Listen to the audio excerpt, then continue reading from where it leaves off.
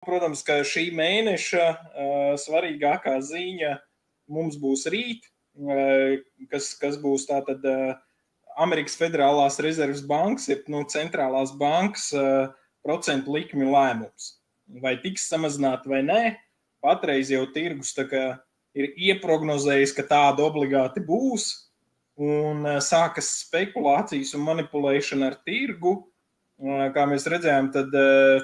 Twitterī cilvēki jau pamanījuši šodien, ka dāma, kur ir,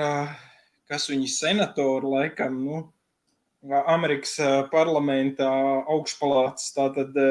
kā viņai bija vārds un uzvārds, kur ir ļoti pret kripto, jau izdara spriedelējumus, ka būs tātad procentu likumi samazinājums par 0,75%, jeb 75 bāzes punktiem, vai ne prognozē, bet viņi tā kā aicina Fedu šo te lēmumu tādu pieņemt, bet visdrīzāk, ka tik liels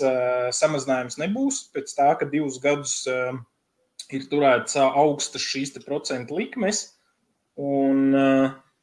uzreiz tāds rāviens nebūs, jo ja būtu šāds samazinājums, tad tas būtu signāls tirgumu, ka ir ļoti slikta situācija Amerikas ekonomikā, ka ir ļoti liels problēmas ar